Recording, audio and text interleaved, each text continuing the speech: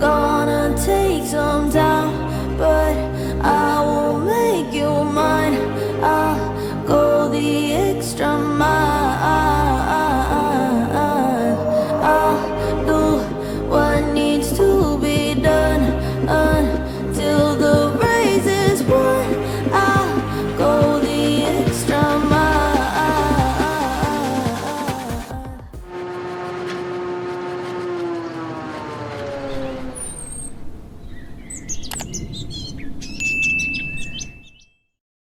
Welcome to St. Valentin. It's good to have you here. What makes your factory here in St. Valentin so good? And it is good, by the way, because I've now spent all day here. Well, first of all, of course, I appreciate that you enjoyed your day here in St. Valentin. Yeah, it's good to have you and your team here.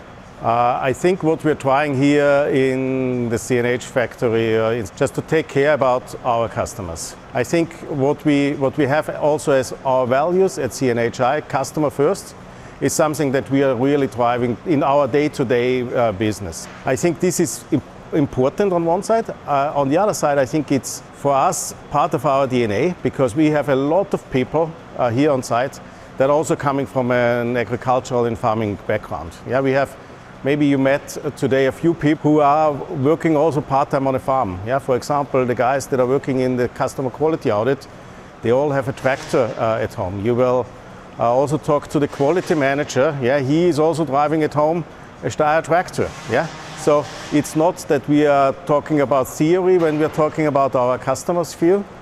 We know what our customers want, because some of our guys are also customers and driving our tractors.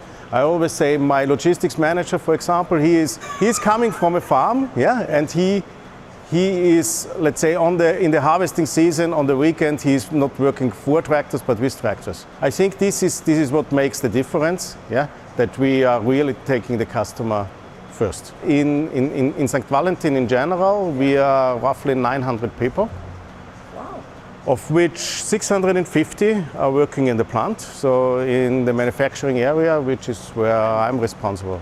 We seen them all today because they were like busy bees, and it was like clockwork. Is it a rude question to ask how many tractors come off the line here, roughly, each day? Well, it's 53 tractors at the moment, yeah, that are coming offline in these days. We were at the highest peak we were ever was 55, so you see we are still at a good range of tractors that we're producing.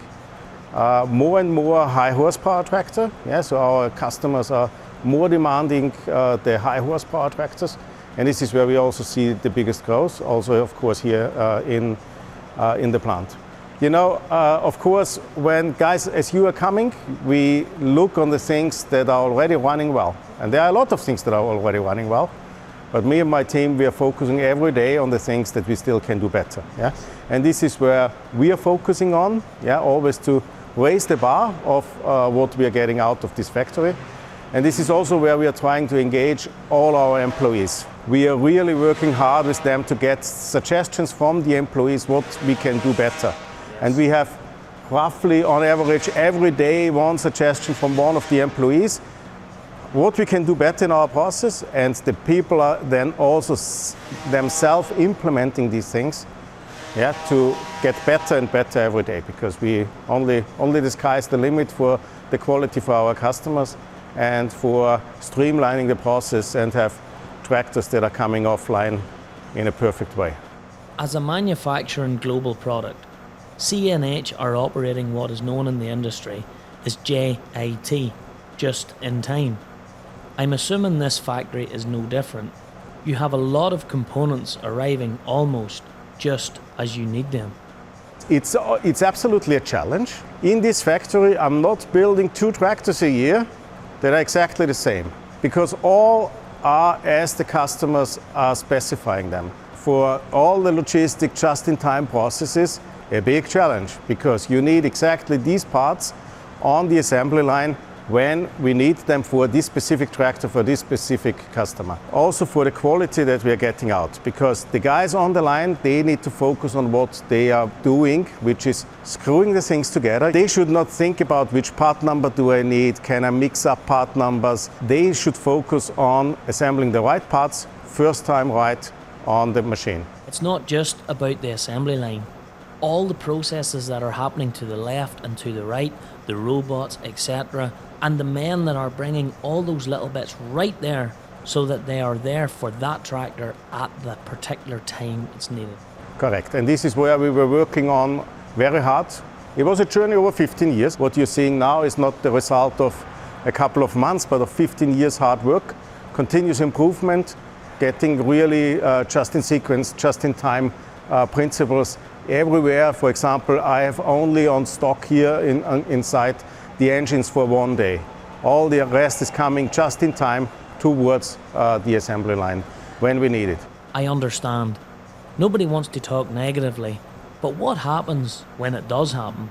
What do you do? Do you stop the line?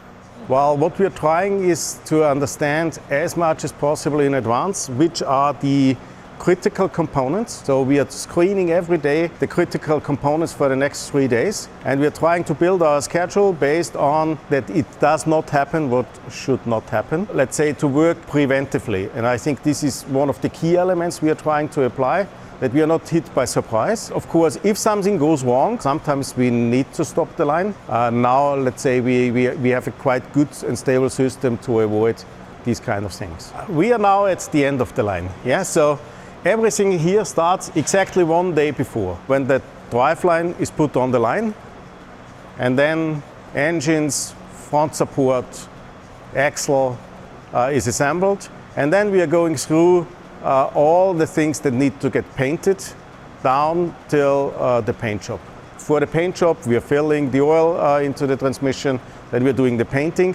After the painting, assembling mainly the electrical harnesses, cooling packages, and these kind of stuff. The tank, of course, and then we mount the cabin, which is also produced in sequence in our second building in the cab line, and then we put the tractor on. 3 stations down there, we're assembling the hood, and then we're first time starting the tractor, calibrating, here assembling the tires, which will be the first thing tomorrow morning, and then final check and out of the factory. What type of paint system does this factory use?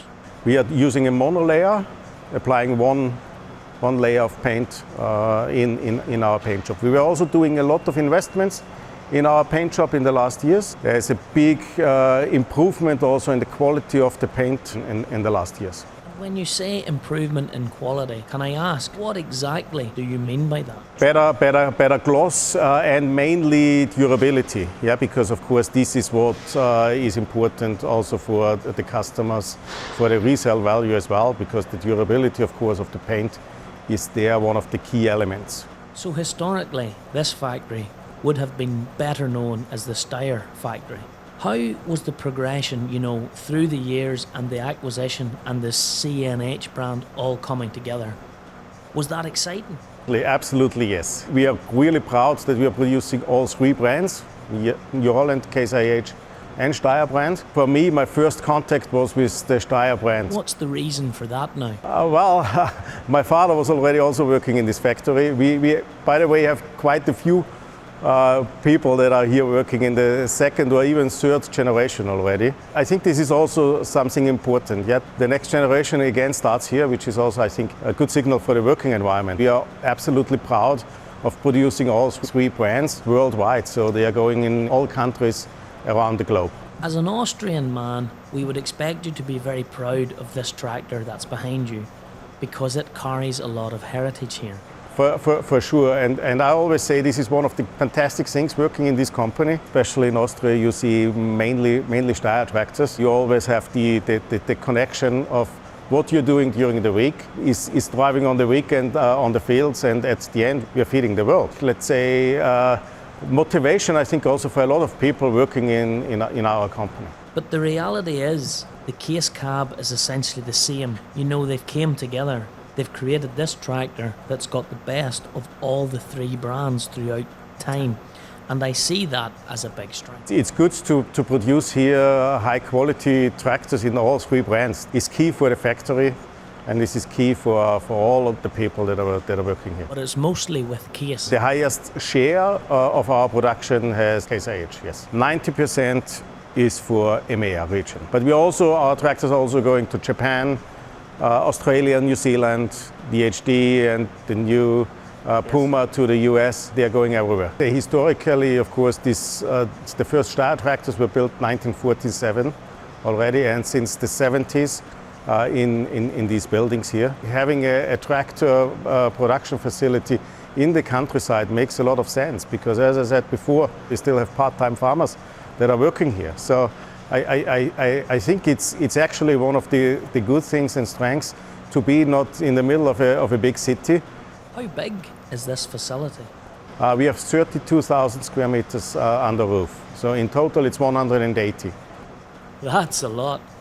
Yeah, it is. Can it expand? Is there room for growth here? Inside our buildings, we are, of course, limited with the size of the current buildings, especially here where you see the line. Stuff is not so easy to expand. In general, there is a lot of possibility, of course, because it's a big area. One of the things, the amount of natural daylight during the day. No roof lights were needed at all in here. It was only the lights at the stations for the guys. Yeah, well, I think it's also important that the people are working at the right light. When you're looking back, of course, it's one of the big investments that we were doing in LED lights everywhere that are also smart. You've maybe seen they are shutting down now because nobody's moving there. It's also important for the quality of the product at the end. Yeah. Well, Hannes, thank you very, very much. Fantastic. Thank you very much. Okay, thank you. It was great to have you here. Okay, okay, thank you.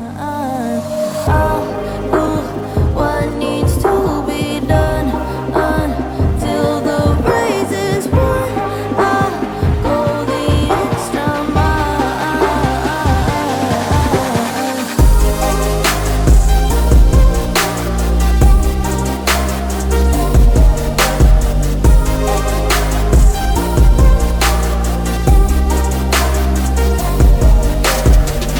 So you're, like Hannes, an out-and-out Austrian man, working here at St. Valentine in the case, but you do a very, very important job. Can you tell us a little bit about your job here at this factory?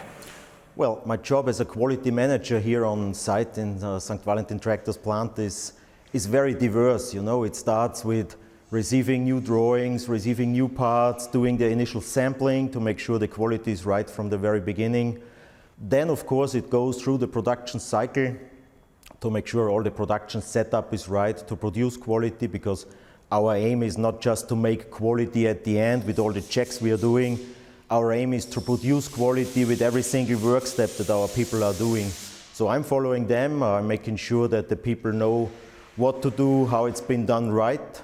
And at the end, and that's the place we are in here now, is the final inspection to make sure the quality that leaves the factory is that excellent as we want it to be and as our customers expect it to be. Does every tractor pass through here, or is it a selection? This in here is a selection. We take a representative sample of the daily production to bring in here for a very thorough check. Can take up to 2 days in here to do a real detailed check with all the functions, with implements, lifting weights, running on the dynamometer. But every tractor goes through a certain quality inspection. That can also take up to a couple of hours, depending the options on the model. You know, can I have an insight from you, just what causes a tractor to fail? How does a tractor fail? Many things can happen on a tractor, as a tractor is a very complex technology. It starts with suppliers. Of course, we are doing a very strict inspection on incoming parts to make sure that no inadequate welding, no dimensional errors are passing through into the tractor. Reliability is an aspect that matters a lot for our customers. So a tractor needs to run, they need to do their job, they need to farm the land every day. Also in all our testing we are doing, in all our verification, is to make sure the tractor runs every day. If you go into a new tractor, something isn't right with it, does that spark off, right, we need to take a look at the other tractors of the same model on the line straight away? Can happen sometimes that we spot a defect in here where we say, whoa, that's a severe one, that requires attention on more tractors to make sure that no further coming through.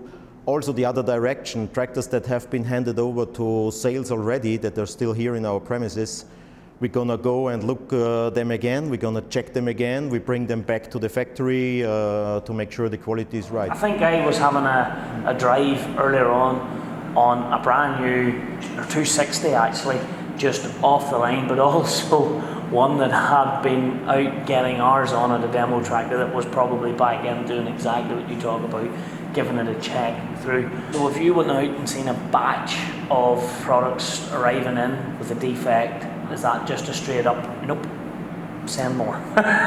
Well, our controls and also our decision taking on such quality defects is very strict, and we are not allowing anything to slip through, because at the end of the day we would frustrate the customer with a poor quality, and it would cost us more than if we go and fix it right now. So no acceptance on quality defects to pass through. This is one of the USPs of the factory here in Austria, that the people, the hundreds of people working on the line, they all have the same mindset, they all have the passion, they wouldn't accept a defect to pass through.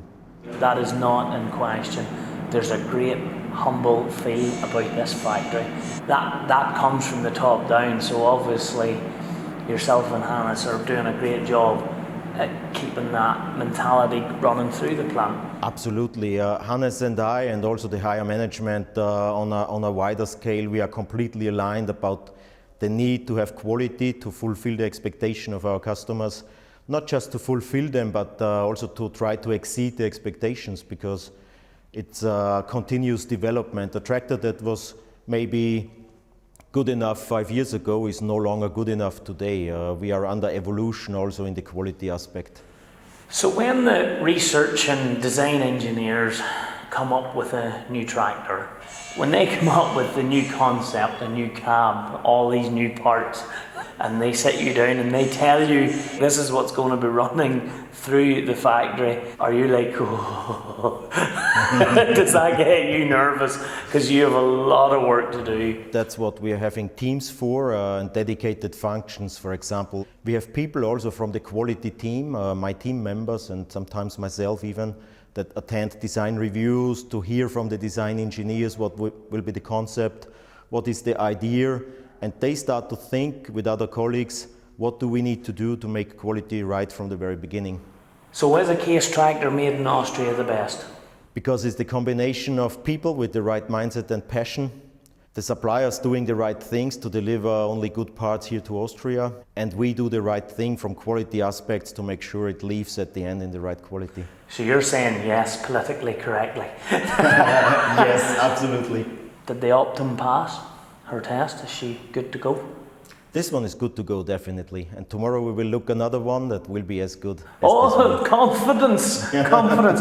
Thank you very much for showing us a little bit behind the scenes of what happens. It's just mind-boggling when you see so many different variations, so many different tractors moving. But anyway, thank you very much. Thank you. Thank you.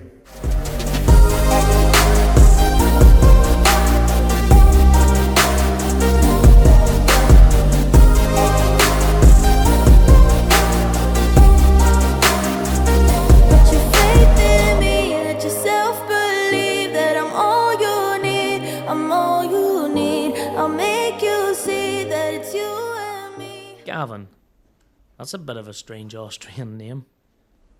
Indeed, yes. It's also a bit of a strange accent to be at the Case factory in Austria. Gavin, tell us who you are and a little bit about how you've got here. Okay, I'm Gavin. Yeah, you're right. It's not Austrian, thank goodness. I'm Canadian. I had the luxury or the pleasure of meeting and marrying an Austrian girl, and that's how I ended up here close to 13 years ago, actually. Now, okay. I applied for a job many years ago while we were here visiting, actually, and I didn't get that job, luckily, as it turns out, and we left again and spent some time in other parts of the world. And several years later, CNH here in St. Valentin contacted me and asked me if I was interested in a job, and we moved to Austria. The original plan was to spend a year here and see how we like it, and that was in 2011, actually.